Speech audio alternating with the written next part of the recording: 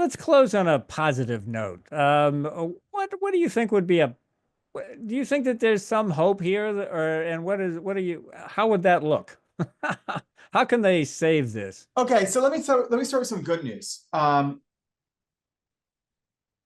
The House Republicans have so far identified about $2.5 trillion worth of offsets between what they put in the Ways and Means bill, what they put in the Energy and Commerce, what they've put in the other bills. They've identified $2.5 trillion of offsets. After all this talk about how it was really hard to do this stuff, they've proven they can, right? And so my most optimistic take will be we abandon a lot of these silly tax cuts. Maybe we do a 2-year extension, but now they're comfortable with those offsets. And some of them we can enact immediately and others we can act over time.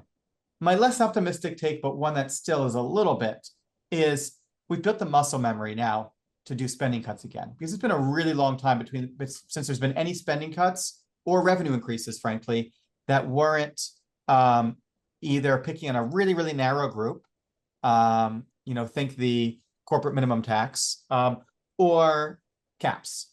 And so maybe we built a muscle memory and that'll make it easier later. But my most optimistic take is one that's going to sound really pessimistic, which is that the treasury markets are punishing us, right? The 10-year yield is 4.5% today. It's going to keep rising. And eventually we're going to be in debt spiral because our interest rates are going to keep going up and our debt and our growth rate is going to keep going down. Now, that might sound like a bad thing, and it is, but it might be what is necessary to wake up the politicians. It's what happened in the 90s.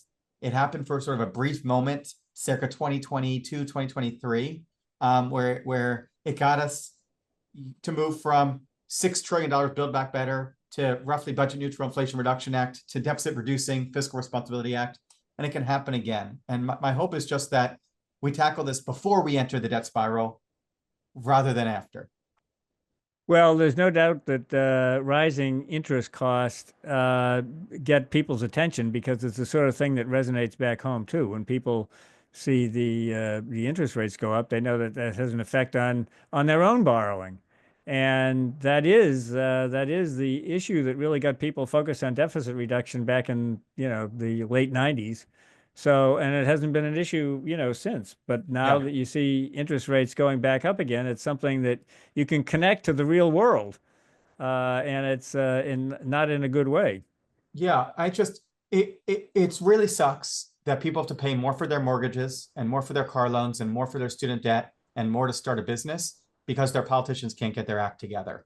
Because their politicians would rather deliver giveaways, whether it's tax cuts or spending increases, for the next few years to win their election than think about the future. And it really sucks that we're all paying the cost for that. And it's not as if there's some immediate emergency or some huge investment program going on or something for it's just like common consumption. It's like That's right. going into debt to pay your rent or something like that. Except we're doing it as a nation.